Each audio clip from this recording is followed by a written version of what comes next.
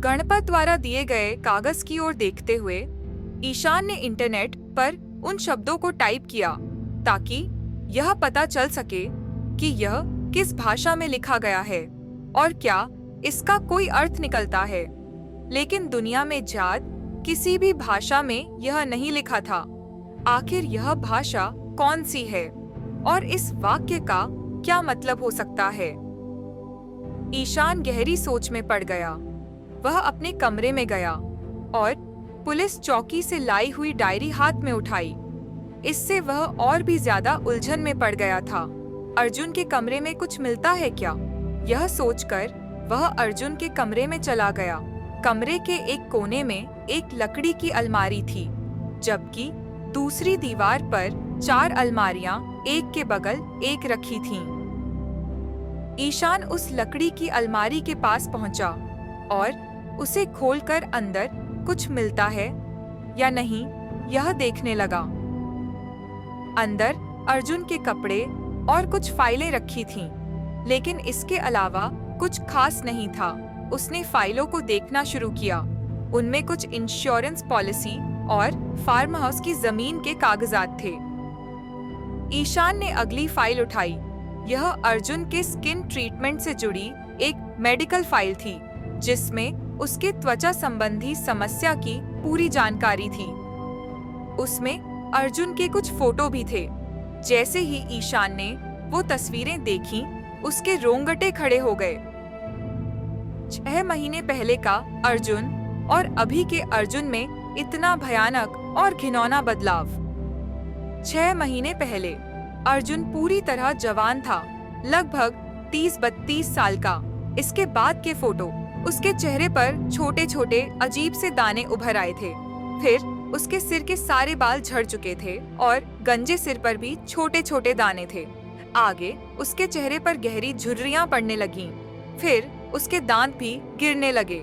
आखिरी फोटो, उसकी पीठ और शरीर के बाकी हिस्सों पर भी वही भयानक दाने फैल चुके थे। यह 6 महीनों में हुआ बदलाव इतना डरावना था कि ईशान को फाइल तुरंत बंद करनी पड़ी। वह अलमारी बंद कर जैसे ही पीछे मुड़ा, उसकी नजर शोकेस में रखी एक लोहे की संदूक पेटी पर पड़ी। वह पेटी दिखने में बहुत आकर्षक और पुरानी थी। न जाने क्यों ईशान को ऐसा महसूस हुआ जैसे वह संदूक उसे अपनी ओर खींच रही हो। उसकी आंखें उस पर से हट नहीं रही थीं। उस संदूक के ऊपर की गई नक्काशी उसकी आंखों में बस गई। वह एकदम सम्मोहित सा हो गया। ईशान ने बेख्याली में उस पर लगे ताले को छूने के लिए अपना हाथ बढ़ाया ही था कि साहब, अहो, आपका फोन बज रहा है। गणपत अचानक कमरे में आया और ईशान का ध्यान टूट गया। उसका हाथ उस ताले को छूने ही वाला था, लेकिन रुक गया। आ रहा हूँ, ईशान ने खुद को संभालते हुए कहा। वह बाहर आया और लिविंग रूम में रखा अपना फोन उठाया। माँ का फोन था। उनसे बात करने के बाद वह फार्म हाउस के बगीचे में टहलते हुए सोचने लगा, इस अजीब भाषा वाले टेक्स्ट को डिकोड कैसे किया जाए। बहुत देर तक सोचने के बावजूद उसे कोई उपाय नहीं सूझा। रात का खाना खाने के बाद वह अपने कमरे में गया और बिस्तर पर लेटते ही गहरी नींद में सो गया, क्योंकि दिन भर की भागदौड़ से वह थक चुका था। मध्य रात्रि अचानक किसी के रोने और तड़पने की आवाज से ईशान की नींद टूट गई। पहले तो उसे लगा कि यह सिर्फ उसका भ्रम होगा, लेकिन फिर वह कराहने की आवाज तेज होने लगी। वह घबराकर उठ बैठा। बंगलों में तो मैं अकेला ही हूँ। यह सोचकर उसकी घबराहट और बढ़ गई। गणपत और उसका परिवार तो आउट हाउस में सो रहा था। फिर यह आवाज कहाँ से आ रही थी? ईशान ने हिम्मत जुटाकर कमरे की लाइट जलाई और चारों ओर देखा। आवाज उसके कमरे से नहीं आ रही थी, बल्कि अर्जुन के कमरे से आ रही थी। उसका दिल तेजी से धड़कने लगा। घर में तो और कोई नहीं है, फिर ये आवाज? पर अब वह आवाज इतनी दर्दनाक और बेचैन करने वाली हो गई थी कि चुपचाप बैठे रहना मुश्किल था। ईशान ने अपनी घबराहट पर काबू पाया और कमरे का दरवाजा धीरे से खोला। आवाज साफ तौर पर अर्जुन के कमरे से आ रही थी। अब तो डर और भी बढ़ गया था, लेकिन ईशान रुक नहीं सकता था। वह धीरे धीरे अर्जुन के कमरे की ओर बढ़ा। दरवाजे तक पहुंचते ही उसने हल्का सा धक्का दिया और अंदर झांका। कमरे में कोई नहीं था। फिर ये आवाज कौन निकाल रहा है? ईशान के पैरों तले जमीन खिसक गई। वह धीरे धीरे कमरे में घुसा और आवाज की दिशा में देखा, और तभी उसकी रूह कांप गई। भीतर उस लकड़ी की अलमारी के पास कोई बैठकर सिसक रहा था। कमरे में ज्यादा रोशनी नहीं थी, इसलिए ईशान ने कांपते हाथों से अपने मोबाइल की फ्लैशलाइट ऑन की और उस कोने की ओर रोशनी डाली। जो उसने देखा, उसने उसकी सांसें रोक दी। अर्जुन कमर तक झुका हुआ फर्श पर बैठा, बुरी तरह तड़प रहा था। वह दर्द से कराह रहा था और ईशान की तरफ देखकर किसी अजीब भाषा में कुछ बड़बड़ा रहा था। फफ पफ पो हा हा रर रर रर रर र स सत स यही फा फा फा फा जो हादी रर रर रर र स स ये क्यों ही फा फा पर घर रर रर रर र स सत ये की को उसका घिनौना चेहरा और वह दयनीय हालत देखी नहीं जा रही थी। इतने में उसे अपने पैरों के पास कुछ हरकत महसूस हुई। उसने नीचे देखा। अर्जुन का कमर के नीचे का शरीर ईशान के पैरों के पास तड़प रहा था। उसके पैर किसी अज्ञात पीड़ा से ऐंठ रहे थे और उसी के साथ अर्जुन की वह अजीब भाषा में बड़बड़ाहट लगातार जारी थी। सब कुछ अब असहनीय हो चुका था। इतनी देर से गले में दबी चीख अचानक बाहर निकल आई और ईशान दर्द भरी आवाज में चिल्लाया। वह झटके से अपने बिस्तर से नीचे गिर पड़ा। ईशान ने घबराकर चारों ओर देखा। वह अपने ही कमरे में था। क्या भयानक सपना था ये! पसीने से तरबतर ईशान कांपते हुए जमीन से उठा। उसका सिर भारी हो रहा था, गला सूख चुका था। शायद गणपत पानी रखना भूल गया था। वह उठकर कमरे से बाहर निकला और नीचे रसोई में आया। पानी पीकर वह लिविंग रूम के सोफे पर आकर बैठ गया। इस सपने का मतलब क्या था? अर्जुन की वह हालत देखी नहीं जा रही थी, लेकिन यह सपना इतना वास्तविक लग रहा था कि एक पल के लिए भी नहीं लगा कि यह सपना है। पर इस बार अर्जुन की बड़बड़ाहट गणपत द्वारा दिए गए कागज पर लिखे शब्दों से अलग थी। तो क्या इस सबका और इस सपने का कोई खास मतलब है? क्या सच में यह कोई अलौकिक मामला है, जैसा गणपत ने कहा था? ईशान के दिमाग में सवालों का तूफान उमड़ रहा था। वह उठा और सीढ़ियों से अपने कमरे की ओर बढ़ने लगा। अर्जुन के कमरे के सामने से गुजरते ही उसके कानों में घंटी की आवाजें सुनाई दी। वह एक पल को सहम गया और स्तब्ध रह गया। यह आवाज कहाँ से आ रही है? उसके मन में सवाल उठा। आवाज अर्जुन के बंद कमरे से आ रही थी। ईशान का दिल जोरों से धड़कने लगा। कुछ समय पहले ही उसने जो भयावह सपना देखा था और अब उसी कमरे से आधी रात को यह अजीब घंटी बजने की आवाज, सब कुछ उसके दिमाग को झकझोरने लगा। किसी तरह हिम्मत जुटाकर उसने दरवाजा खोला और कमरे में झांका। घंटी की आवाज अब भी आ रही थी। पहले उसने लकड़ी की अलमारी के पास के अंधेरे कोने में मोबाइल का टॉर्च मारा, लेकिन वहां कुछ नहीं था। थोड़ा हिम्मत बंधी और अब उसने आवाज के स्रोत का पीछा करना शुरू किया। आवाज कमरे में रखी शोकेस के भीतर से आ रही थी। ईशान ने टॉर्च उस पुरानी लकड़ी की पेटी पर डाली। जैसे ही उसकी नजर उस पेटी पर पड़ी, वह सम्मोहित सा उसकी ओर बढ़ने लगा। पेटी के पास पहुंचकर उसने उसकी जंजीर पर हाथ बढ़ाया और तभी उसके कानों में आवाज गूंजने लगी।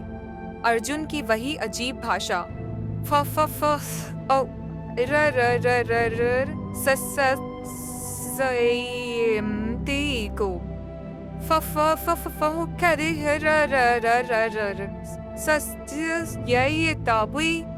लेकिन जैसे ही उसने पेटी की जंजीर को छुआ, एक अलग ही गूंज उसके कानों में फैल गई।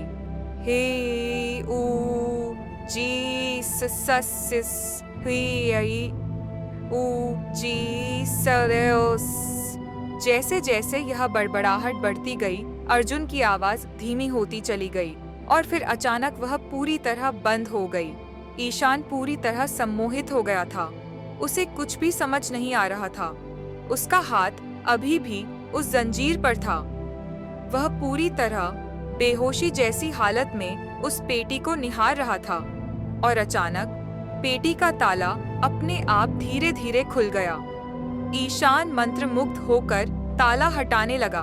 उसने पेटी खोल दी और तभी उसकी आंखों के आगे अंधेरा छा गया। साहब, ईशान साहब उठिए। अरे 11 बज गए हैं। पुलिस चौकी से इंस्पेक्टर देशमुख आए हैं। गणपत की आवाज से उसकी नींद खुली। वह अपने कमरे में ही था। फौरन उठकर वह नीचे गया। बोलिए सर। ईशान एक अहम सुराग हाथ लगा है। देशमुख गंभीर स्वर में बोले। अर्जुन की गाड़ी। उसकी मौत से कुछ घंटे पहले खोपोली टोल नाके पर सीसीटीवी में रिकॉर्ड हुई थी। हमने हाईवे पेट्रोलिंग टीम से जानकारी निकाली और पता चला कि अर्जुन की गाड़ी उस रात विजापुर फॉरेस्ट जोन में देखी गई थी। उस इलाके में रात को कोई नहीं जाता। वह जगह कई अजीब घटनाओं के लिए बदनाम है। इसके अलावा हमने एक आदमी को गिरफ्तार किया था, एक तांत्रिक। उसका कहना है कि अर्जुन करीब 1 महीने पहले उसके पास आया था। कुछ समस्या बतानी थी उसे, लेकिन जब तांत्रिक ने उससे विस्तार से पूछा तो वह किसी अजीब भाषा में बड़बड़ाने लगा। तांत्रिक के मुताबिक वह अर्जुन की समस्या समझ ही नहीं पाया। ईशान सन्न रह गया। यह तो बहुत ही चौंकाने वाली बात है, लेकिन अब आगे क्या? ईशान ने पूछा। सच कहूँ तो एक पुलिस अधिकारी होने के नाते मुझे यह नहीं कहना चाहिए, पर मेरा मन कह रहा है कि यह मामला अलौकिक है। देशमुख ने शून्य में देखते हुए कहा। मैं यहाँ से गुजर रहा था तो सोचा तुम्हें यह सब बता दूं। अगर तुम्हें कुछ और जानकारी मिले तो मुझे जरूर बताना। देशमुख वहाँ से चले गए। ईशान फिर सोचने लगा, अर्जुन विजापुर फॉरेस्ट क्यों गया था और वह तांत्रिक के पास क्यों गया था? ईशान किचन में गया, फ्रिज से पानी की बोतल निकाली, पानी पिया और बाहर आया। अचानक उसके दिमाग में एक बात आई। रात में मैं पानी पीकर ऊपर गया था, फिर अर्जुन के कमरे से घंटी की आवाज आ रही थी। मैं अंदर गया, फिर मेरी नजर उस पेटी पर पड़ी। लेकिन उसके बाद क्या हुआ? मैं सुबह अपने कमरे में कैसे पहुंचा? मैंने अर्जुन के कमरे से लौटकर बिस्तर पर कब और कैसे आया? मुझे कुछ भी याद क्यों नहीं आ रहा? ईशान अपने दिमाग पर जोर डाल रहा था। कुछ तो जरूर हुआ था, पर क्या? उसी उलझन में वह नहा धोकर तैयार भी हो गया, लेकिन उसे थकान महसूस हो रही थी। दोपहर में खाना खाने के बाद उसे नींद आने लगी और वह अपने कमरे में जाकर सो गया। कुछ ही क्षणों में उसे गहरी नींद आ गई और वह सपनों की दुनिया में खो गया। यह तो अर्जुन का कमरा है, लेकिन मैं यहाँ क्या कर रहा हूँ? ईशान अर्जुन के कमरे के ठीक बीच में जमीन पर बैठा हुआ था। यह क्या है? जमीन पर उसके सामने एक चौकोर चमड़े का पट बिछा हुआ था, जैसे किसी लूडो या सांप सीढ़ी के खेल का बोर्ड हो। उस बोर्ड पर एक तरफ सफेद रंग का एक चौकोर टुकड़ा रखा था और दूसरी ओर काले रंग का वैसा ही एक टुकड़ा रखा था। ऐसा लग रहा था जैसे सामने कोई आकर ईशान के साथ यह खेल खेलने वाला था। उस चमड़े के पट पर शतरंज की तरह काले सफेद कुल 37 चौकोर खानों की आकृति बनी हुई थी। हर चौकोर खाने में किसी अजीब भाषा में कोई एक शब्द लिखा हुआ था। पट के बीच में एक थोड़ा बड़ा काला चौकोर हिस्सा था। कुल मिलाकर 47 चौकोर खाने थे और उनके पास लूडो या सांप सीढ़ी में इस्तेमाल होने वाले पासों, डाइस जैसे 2 सफेद पासे रखे हुए थे, जिन पर 1 से 6 तक काले बिंदु उकेरे गए थे। ईशान को कुछ समझ नहीं आ रहा था। तभी उसके पीछे से घंटी की आवाज आई। ईशान ने घबराकर पीछे देखा तो वह आवाज अचानक बंद हो गई। उसने फिर से सामने देखा और अब जो उसने देखा उसे देखकर वह बिजली का झटका लगने जैसा पीछे सरक गया। उसका दिमाग सुन्न हो गया, दिल की धड़कन तेज हो गई और हाथ पैर कांपने लगे, क्योंकि उसके सामने इस खेल का विरोधी अब उसके सामने बैठा हुआ था। वह कोई इंसान नहीं था। उसकी लंबाई मुश्किल से 2 फुट रही होगी। उसके शरीर पर बहुत हल्की सफेद रोएं थीं। त्वचा पूरी तरह सफेद थी। नाक और मुंह इंसानों की तरह ही थे, लेकिन वे भी पूरे सफेद थे और उन पर भी हल्की सफेद रोएं थीं। उसकी कमर पर एक काला कपड़ा लिपटा था, जैसे कोई लंगोट हो। गले में काले मोतियों की एक अजीब माला पड़ी थी। उसकी आंखें बड़ी थीं, लेकिन उनकी पुतलियां भी सफेद थीं। उसका पेट थोड़ा निकला हुआ था, कान थोड़े बड़े थे और दोनों कानों में काले मोतियों की बालियां झूल रही थीं। मुंह में एक भी दांत नहीं था, केवल सफेद जीभ थी, जिस पर भी हल्की सफेद रोएं थीं। वह बेहद डरावना दिख रहा था, इतना कि शरीर में झुरझुरी दौड़ जाए। उसकी और ईशान की आंखें आपस में मिलीं।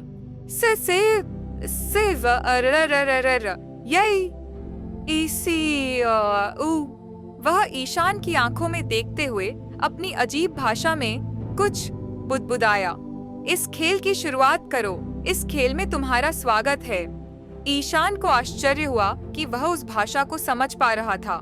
ऐसा लग रहा था जैसे उसके भीतर कोई अनजान शक्ति उसे वह भाषा समझा रही हो। ईशान ने बोलने के लिए मुंह खोला। तू कौन है और यह सब क्या हो रहा है? उसे यही सवाल पूछना था, लेकिन जैसे ही उसने बोलने के लिए मुंह खोला, उसके होंठों से जो शब्द निकले वे थे गगगत गरगत। वह हैरान रह गया। यह तो वही भाषा थी जो उसे समझ आ रही थी, लेकिन जिसे उसने कभी बोला नहीं था। फिर से वह रहस्यमयी आकृति बोली, सिस सस सिस र र र र र यई ई ऐ ऊ। इस खेल की शुरुआत करो, इस खेल में तुम्हारा स्वागत है। ईशान को कुछ भी समझने से पहले ही उसके हाथ में अचानक से वे सफेद पासे आ गए। उसे पता ही नहीं चला कि वे कब और कैसे उसके हाथ में आए। बिना सोचे समझे उसने पासे फेंक दिए। दोनों पासों पर 6-6 अंक आए। तभी उसके सामने रखा सफेद टुकड़ा अपने आप 3 घर आगे खिसक गया। केन सिक चक्कक्स जज जज जज और र सिस सत सिस। आज का पहला दांव वो तुमने जीता। अगले दांव में फिर तुम्हें मौका मिलेगा। तुम्हारा इनाम तुम्हें मिल चुका है। उसके शब्दों का अर्थ अपने आप ईशान के दिमाग में उतर रहा था। वह जो भी कहता, उसका मतलब ईशान समझ जाता, जैसे कोई अनदेखी शक्ति उसके मन में वह भाषा बैठा रही हो। अचानक ईशान के पीछे से फिर से घंटी की आवाज गूंज उठी। उसने घबराकर पीछे देखा तो आवाज बंद हो गई। पीछे कोई नहीं था, लेकिन जैसे ही उसने दोबारा सामने देखा, वहां अब कुछ भी नहीं था।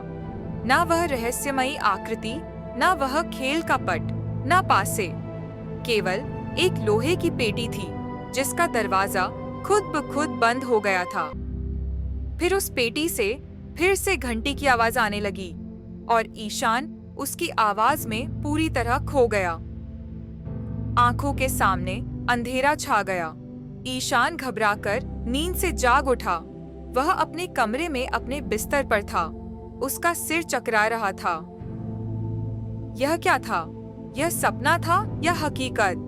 तभी उसे याद आया कि यह कोई सपना नहीं था, बल्कि बीती रात की वे सभी घटनाएं थीं जो उसे अब तक याद नहीं थीं।